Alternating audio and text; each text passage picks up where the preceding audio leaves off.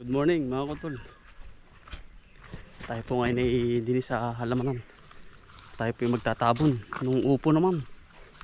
Nung minsan po ay yung ano ay patula. Natin pong haanuhan. Lalagyan ng tabon yung puno. At mga kutol ay talagang nakikita ang ugat ng ano ng upo. Dito na tayo mga kautol sa upo. Maganda rin yung upo mga kautol. Kaya nga lang nalabas po talaga yung kanyang ugat. Yung bubong kanyang ugat ay lumalabas pero may mga bunga na. Yan. Kailangan takluban. Pag ninatakluban niya naninilaw po yan. Masisira sayang yung bunga. Ating naman lahat. Dulo para maganda ang kanyang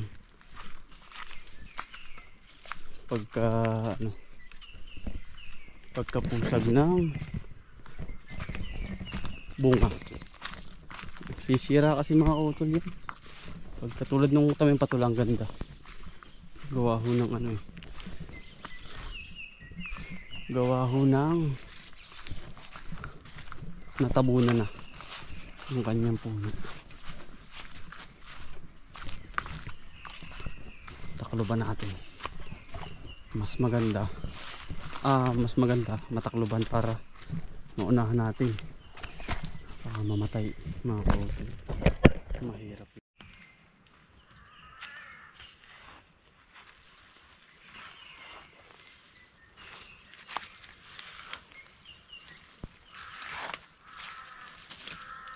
Maganda naman ang lupa dito mga kautol. Mabuyas oh.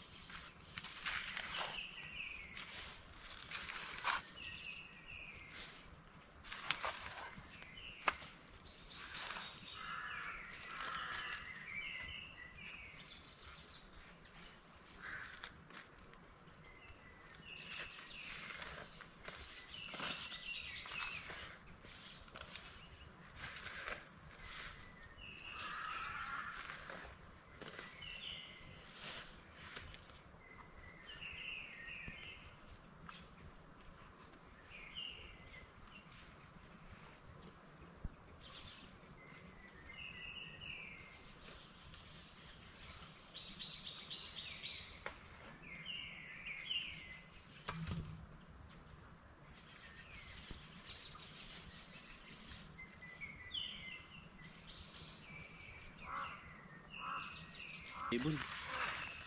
Ganda, no?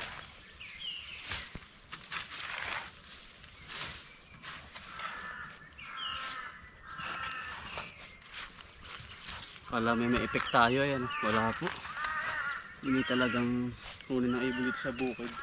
Kumbaga marami po ditong ano eh. Puno. Kaya marami silang matitirhan.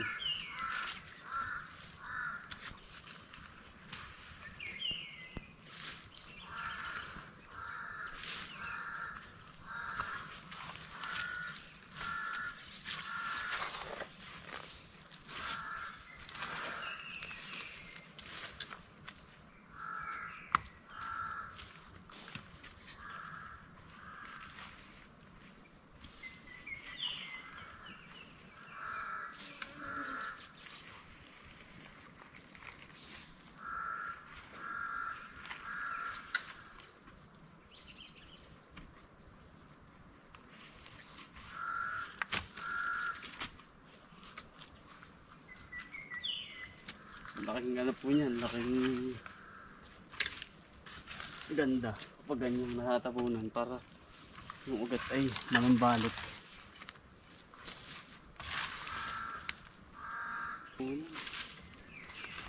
Gawa po ng tubig.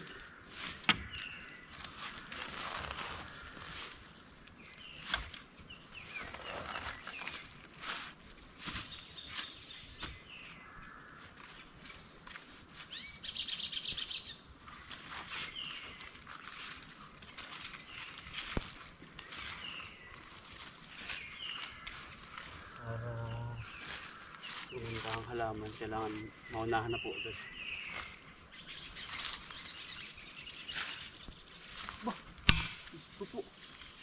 Ah, mga kautol, may sawa oh. May sawa mga kautol sa upo. Ayan oh. Ah, ay tulog na tulog. Titignan ko mga kautol ay aking ano ay. Tingnan may bunga po ba? May sawa oh. Malaki na. Ayan oh. Aba. Pagkagulat ko mga kautol. Pero sawa, wala naman po yung ano, venom. Walang venom, walang ano, kamandag. Ayan po, tulog na tulog. Mga kautol yung ulo yun. Hindi ko na po nilalapitan at yan po isang sa pinaka magaling swerte mga kautol kapag nakakita ka ng ganyan sa iyong halamanan. Hayaan lang po natin nakaganyan. At yan po isa rin sa katulong natin sa bukid. Ayan napakita ko lang sa inyo mga kautol. Ala, pagkagaling inabot po baka inabutan ng ano yan ng gabi. Yun yun yung ulo yun. Inabutan po ng umaga baka diyan, gabi bagang umaga po. Ayan. Nagalaw. Tulog na tulog eh. Ayan. Pagkagulat ko eh. Nakakautol eh. Malaki na rin eh. Yun aalis na mamaya gabi dyan. Yung ulo. Gulat ko eh. Akala ko'y upo ay. Yung pala'y sawa na. Inabot po yan dyan. Kasi itong mga lugar na ito yung habitat ng sawa. Itong lugar namin. Malamig po kasi ito eh. Puro banbanan. Yan. Yung katawan.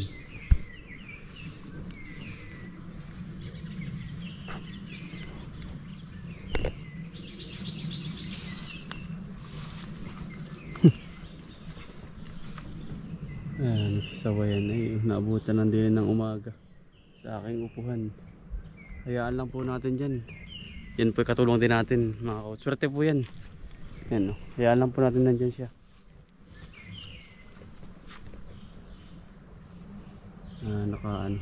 Bayukad para mamahinga po siya gusto rin niyang magpahinga.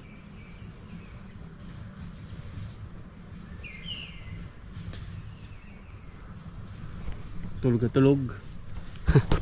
Ayukad ay wala naman po yung kamandag. Kumbaga yun isa sa ating katulong diyan. Pakali mo insekto mga kautol. Habitat patin yan dito sa lugar namin malamig. Nagpapahinga. Gulat ko eh. Alaki kung ano po yun.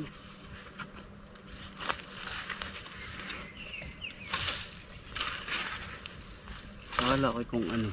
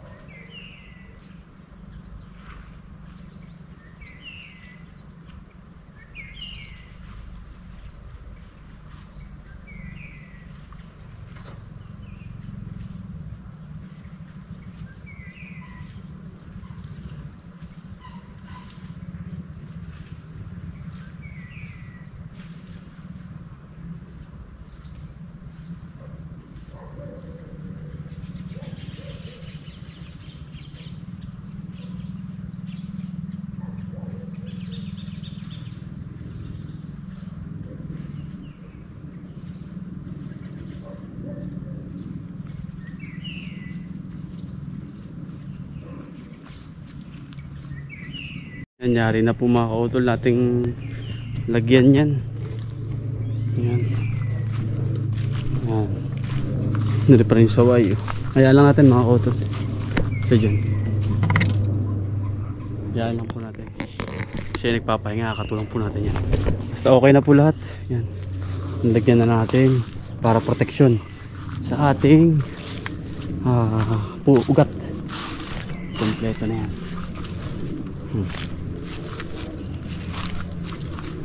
Para maproteksyonan. Tatanong, nasa na daw itong halamanan? Bali mga kautol, ito po ay pinapatay-patay ko lang yung damo. At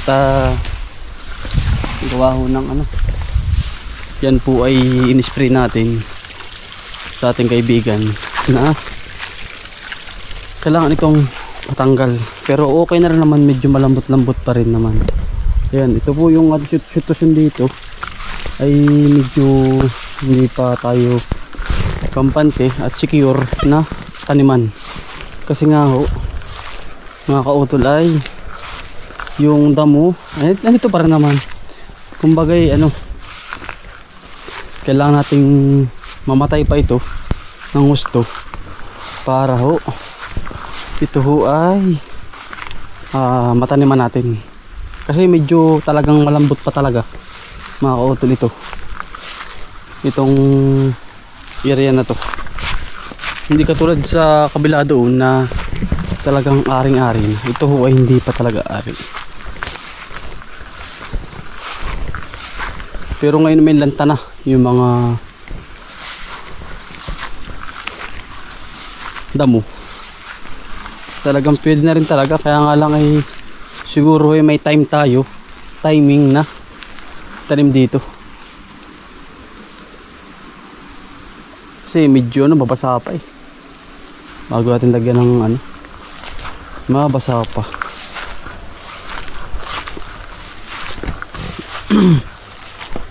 Kaya hindi pa ari talaga na lagyan ng tanim, tayo din na mahihirapan at nasasayang lang yung tanim natin. Hindi katulad doon talaga mga kautol sa kabila ay quality ng lupa. Ito hindi pa hindi pa tayo secure, pero ito na rin yung pinakang ganda, kasi ito pinatikas pa natin pa yan. Hahanap pa tayo ng tiyempo para malagyan. Hindi mo yan dalian, kumbaga nakaprepare yan, kumbaga kulangan tayo doon sa kabila ng tanim, ito na agad ang babagsakan natin. Preparation po, kumbaga sabi nga prepare ito, nandyan lang yan. Hindi tayo yung talagang kakanda, hindi na ho. Ito na po yun, kulangan naman tayo sa January, ito na agad ang babagsakan natin, kasi puno na yun yung kabila na yun ng tanim. Ito naman ang hindi, kaya dito tayo mag-focus habang namimitas. Dito naman tayo, ganun lang po yun mga kautol, kung mag-iipod-ipod bago natin mapalawak yung ating halamanan mga kautol. Talagang tsaga-tsaga lang patay ang ganitong senaryo mga kautol. Po malambot kuha ho ng maulan, at least ay nakagayak na mga kautol. Hindi na tayo yung pa sa ibang kailangan igayak na igayak, hindi. Ito po yung nakagayak na, kumbaga may mga kawayan na rin. Ayan, pinatitikis natin yung kawayan para humagping yung kanyang puno mga kautol. Patay na rin naman pala yung ito para patay na.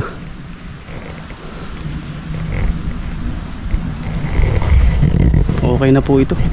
Ay lang mga kautol, ay maraming salamat po sa inyo pagsama. Sipag lang po, tiyaga, buhay probinsya. Bye, salamat po, ingat po lahat, God bless po.